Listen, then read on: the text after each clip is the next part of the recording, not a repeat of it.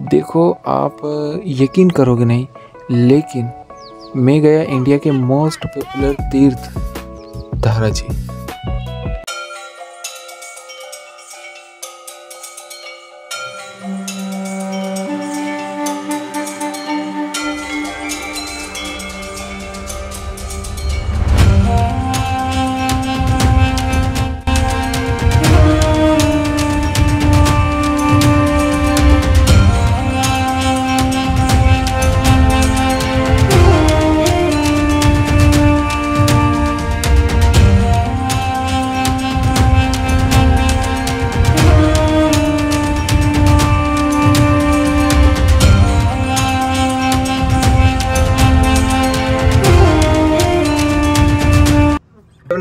मेरा चेहरा ट्रैक कर रहा है ये, और मतलब मेरे चेहरे के हिसाब से वीडियो की मूवमेंट हो रही है, तो काफ़ी सही लगा मेरे को भाई। मुझे पता नहीं था कि भाई इसमें ये भी चीज़ें।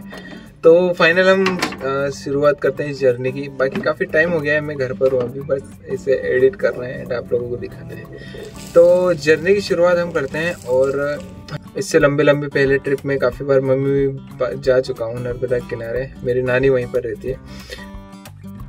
अगर तुम इंडिया के कल्चर को अच्छी तरीके से जानते हो तो आप लोगों को पता है कि हम कहीं पर भी अगर धार्मिक स्थल पर जा रहे हैं लंबे टूर पर, तो हम अपने पहले वाहन की पूजा करते हैं ताकि हम सही सलामत जा सके और सही सलामत आ सके। क्योंकि उसी वक्त से, उसी टाइम से, जिस टाइम से हम निकलते हैं, उस टाइम से वो जो वाहन है वो हमें भगवान को सौंप देते हैं कि भाई ये तेरे हाथ में है कि अबे सही सलामत पहुँचाना और सही सलामत घर तक हमें लेकर आना।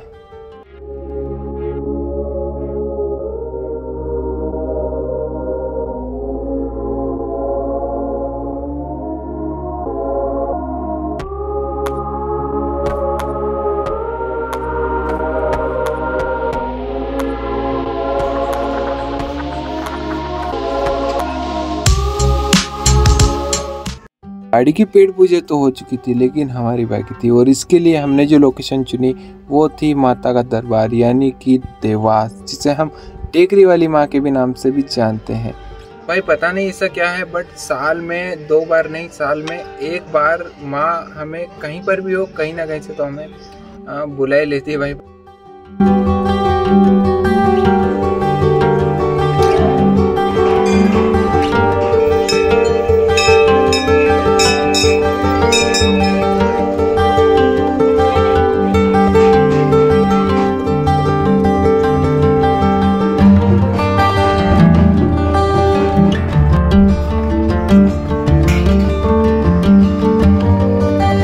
अब मेरी इच्छा ये थी कि मैं इस वीडियो को एक डॉक्यूमेंट्री टाइप वीडियो बनाऊं, और जहां पर मैं जो है थोड़ा सा 20-20 में व्लॉग डालूं, जिससे कि आप लोगों को पता रहे कि भाई बंदा बोल रहा है। बट ऐसा हुआ ही नहीं, क्योंकि मैं जो है पब्लिक में कैमरे के सामने बोल ही नहीं पाता हूँ। अब ढोल की आवाज़ के साथ हमारे दिन की शुरुआत हो चुकी थी चंद्रकेश्वर में, और यहाँ आने के बाद मुझे ऐसा लग रहा था कि भाई हम जो है किसी और ही दुनिया में आ चुके हैं।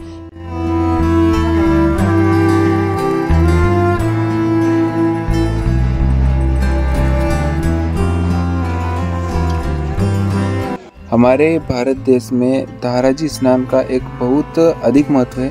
अगर आपको भी मौका मिलता है दाराजी यात्रा करने का और स्नान करने का, तो आप इससे ठुकराना मत, आप इसे एक्सेप्ट करके ना दाराजी यात्रा पर चले जाना। इससे आपको बहुत अधिक फायदा ही है, ना कि नुकसान। नहीं बहुत चतरा है, पकड़ो इसकी चट्टी उंगली, उंगली पकड़ी। अगर आप घूमने के इरादे से इस यात्रा को करना चाहते हैं तो मैं भाई कभी मना नहीं करूँगा। बट अगर आप घूमना ही चाहते हैं तो आप मॉनसून के टाइम पर आना, क्योंकि यहाँ पर बहुत ज़्यादा ग्रीनरी और हरे भरे पहाड़ ना भाई आपका दिल जीत लेंगे, और छोटे छोटे वाटरफॉल आपको यहाँ पर बहुत सारा देखने को मिल जाएंगे।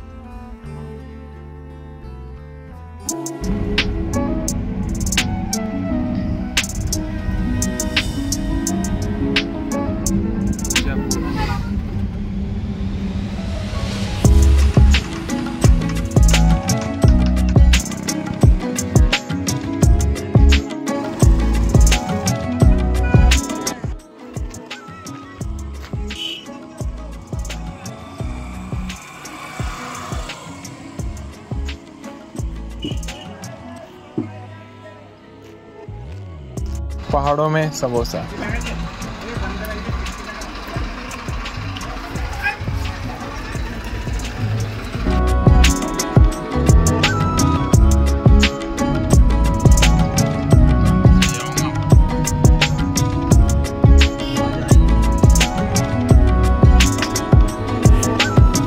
अब यहाँ की वादियाँ मुझे याद दिलाती है परशुराम महादेव की। अगर वहाँ की वीडियो तुमने नहीं देखी है तो जाओ, डिस्क्रिप्शन में लिंक है, मेरे रामदेवरी के सारे वीडियोस वहाँ पर है।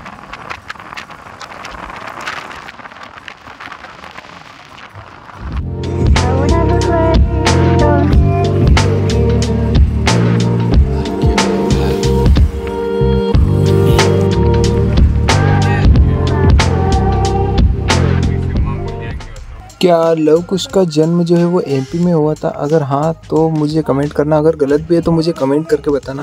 और पहले के ज़माने में वाटर को फिल्टर करने के लिए कुछ इस तरह के टैंक्स बनाए जाते थे। अब यहाँ पर ना एक छोटी सी गुफा है, बट मुझे नहीं लगता कि भाई वो गुफा टाइप है, क्योंकि यहाँ पर बताते हैं कि भाई लव कुश का जन्म हुआ था, तब बंदरों से बचाने के लिए ना इस छोटी सी गुफा में माता सीता ने उन्हें रखा था। जो जानवर से डरी के ना उन्हें बिखर रखता था यार।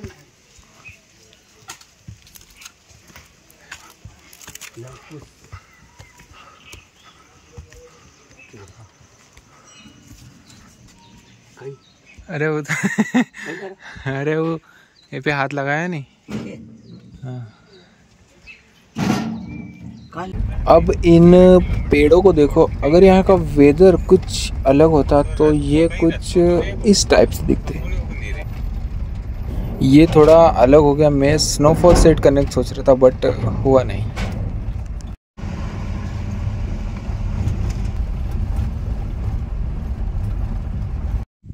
जिस तरह से मैं ट्रैवल करना चाहता हूँ उस तरह से ट्रैवल नहीं हो पाता है। मैं चाहता हूँ कि या तो मैं अकेले ट्रैवल करूँ या कोई ऐसा फ्रेंड हो जिसके साथ में पूरा एकदम घुल मिल के हंसी मजाक के साथ पूरे एंजॉय के साथ ट्रैवल करूँ, बट वो ट्रैवल हो नहीं पाता है, क्योंकि कोई भी अगर लंबा ट्रिप हो तो कुछ ना कुछ हो जाता है। रामदेव ट्रिप हमने की, उसमें जो है एक पूरा ग्रुप था जो उसमें कुछ भी मज़े नहीं आए। एक बंदा ऐसा था जो पूरा मतलब ट्रैवल और उसकी बातें मेरी बातें पूरी एकदम मिलती जुलती है, ट्रैवल से रिलेटेड, ठीक है। तो थोड़ा मज़ा आ रहा था, बट प्रॉब्लम वही है कि ग्रुप में फिर मज़े नहीं कर पाते हम। तो ये है कि ट्रैवल अगर मैं फ्यूचर में करना भी चाहूँ तो मेरी इच्छा ये है कि मैं अलोन ट्रैवल करूँ, मतलब अकेले ट्रैवल करूँ, तो ही मज़ा है, वरना तो मज़ा नहीं है। अब इन खूबसूरत वादियों को तुम देखो, और सिनेमैटिक तो नहीं ले पाया मैं, बट क्या ही खूबसूरत, छोटे नहीं बहुत बड़े बड़े पहाड़ है भाई।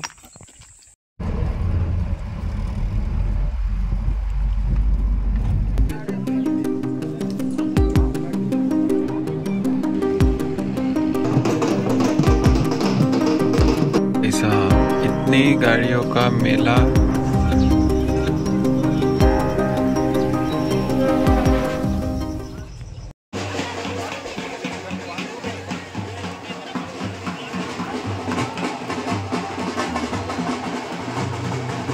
अब दाराजी में स्नान करने के बाद हम निकल लिए ओंकारेश्वर की ओर, जो कि मेरी ड्रीम डेस्टिनेशन थी। सो वहाँ पर पहुँचते हैं, दिखाते हैं आपको वहाँ का नज़ारे। तो अभी हम अपनी डेस्टिनेशन से 50 किलोमीटर दूर हैं।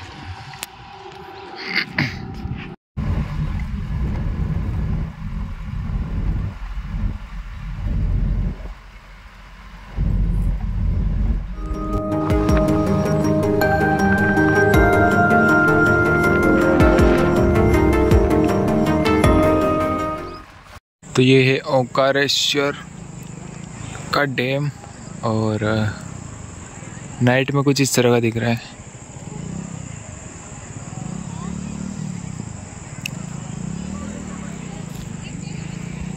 अब आपने वो कहावत तो सुनी होगी कि अगर किसी को सच्चे दिल से चाहे तो पूरी कायनात उससे मिलाने के लिए लग जाती है, और ऐसा ही सीन कुछ मेरे साथ हुआ।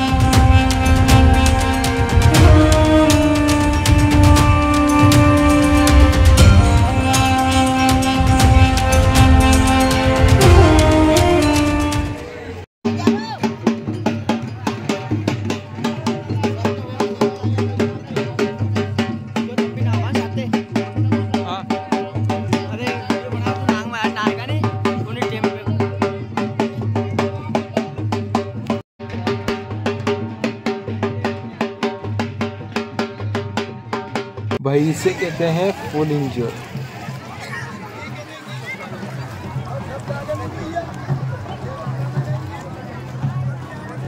देखो भाई ये बात मैं क्लियर कर दूं कि वजह कुछ भी हो जाने की, लेकिन भाई एंजॉय सभी लोग करते हैं और सभी को बहुत ज़्यादा मजा आता है।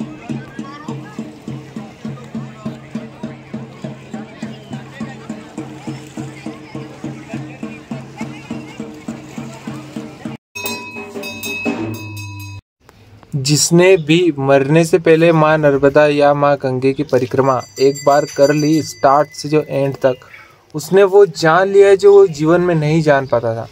और वही मैं जानना चाहता हूँ कि भाई ऐसा क्या है, परिक्रमा करने से हमें क्या मिलता है, क्यों लोग करते हैं परिक्रमा और क्यों मरते हैं भाई परिक्रमा करने के लिए। सो यही है कि भाई मैं अगर मेरे को लाइफ में मौका मिलता है तो मैं जो है माँ नर्मदा की परिक्रमा करना चाहूँगा, क्योंकि अभी मेरे मन में बहुत सारे ऐसे सवाल हैं जिसके जवाब मेरे को अभी तक भी नहीं मिले हैं। तो अगर लाइफ में मुझे मौका मिलता है तो भाई 6 महीने साल भर जितना भी टाइम लगेगा माँ नर्मदा की मैं स्टार्ट से जो एंडिंग तक की एक परिक्रमा करना चाहूँगा। और भगवान मेरे लिए भाई दुआ करना कि भाई मेरी ये जो इच्छा है पूरी हो। और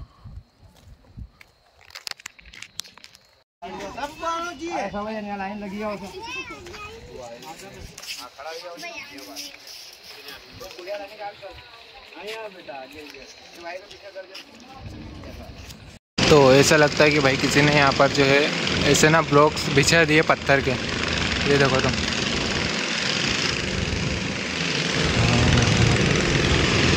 क्या बात है भाई, बोटिंग करने का मन था।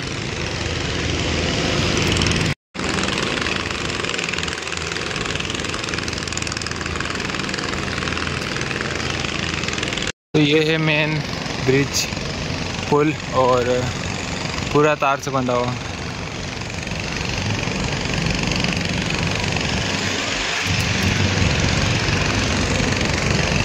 अब ये जो लाइन आपको दिख रही है ये है ओंकारेश्वर दर्शन करने के लिए, और लिटरली हमें दर्शन हो जाते हैं लेकिन हमारे साथ वालों को नहीं होते हैं। और यहाँ पर वो वाली लाइन है मुझे याद आती है, अपना काम बनता भाड़ में जाए जनता।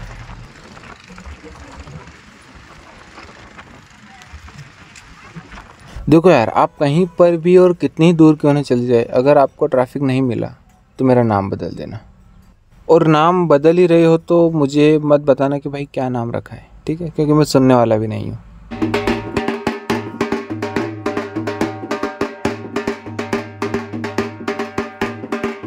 तो भाई ओंकारेश्वर के बाद हम नाइट को ही आ गए थे इंदौर, और इंदौर से हम आ गए थे उज्जैन। तो उज्जैन हमने सुबह सुबह 52 घंटे के में स्नान किया और हम आ गए राम घाट पर। लेकिन राम घाट पर मैं जैसे उतरा और मैंने क्या देखा कि भाई नदी में जो है, लिटरली नदी में मछलियां, मरी हुई मछलियां तैर रही है, मतलब मरी हुई मछलियां ऊपर आ गई है।